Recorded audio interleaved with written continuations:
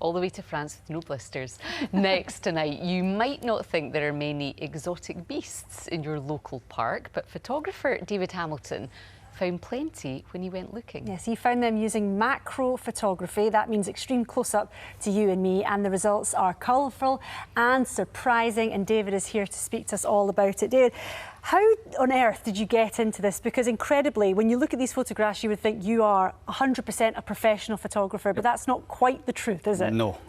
So, like many people during the start of lockdown, I was looking for a hobby to do just locally. So I had some equipment that I changed on the cheap after seeing an article, and went to my local park. Started taking pictures of the insects and then just get hooked from there, and it just kind of exploded. My social media, Weemadbeasties, it's called, very Glaswegian. It's got a massive following now. The main feedback that I got once I started posting was, didn't know we had anything like that locally. So for essentially 2 years, I documented as many things as I could locally around the Glasgow area, and from there I have met lots of photographers from all over the world just through the macro photography. Because you were a landscape photographer before, yeah, weren't you? You were kind of forced out of that habitat, if you like. Yeah, I mean, Did you know what you were looking for, though? No, I literally just took it up. I hadn't been interested in macro photography before, but once I started, that was me pretty much hooked. Never seen anything like that previously, and just once you see the actual detail getting close, I just wanted to improve and show off what we have in Scotland, which is fairly limited compared to most of the guys in the tropics.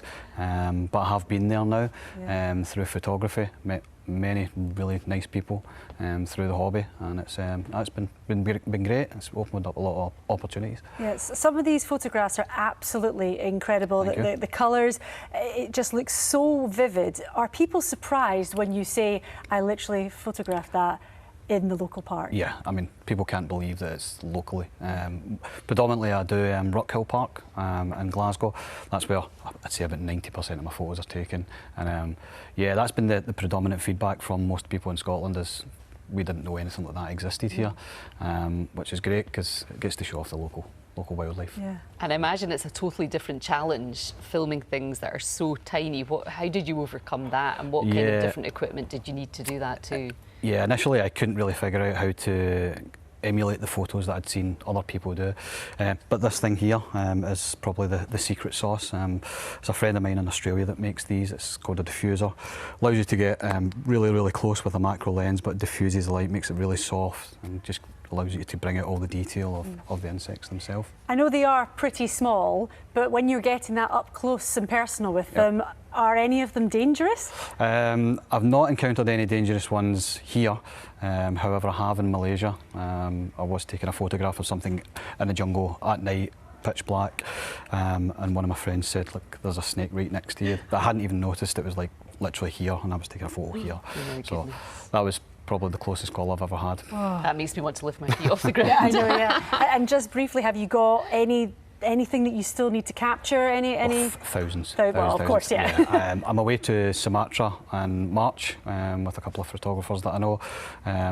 So there's fantastic things out there. 6 days in the jungle, and Australia later on in the year. So yeah. Fabulous. Yeah. Oh, it was great to hear about it. Thank you very much for having me. It with us and others, and good luck with the next trip. Yeah. Thank you very much. Thank you very much. Thank you. Let's get some weather now. Judith, you are used to receiving pictures, but not of beasties in Glasgow Park. Not that kind of beastie. I was just wondering if you'd ever captured any nits. Remember what kids are like when they're younger and they came home with nits. They're all back to school now anyway in Glasgow. Nit-free, thankfully. Let's not relive that time in our lives, Judith. It was so stressful, wasn't it? Thanks very much. The kelpie's looking absolutely glorious there in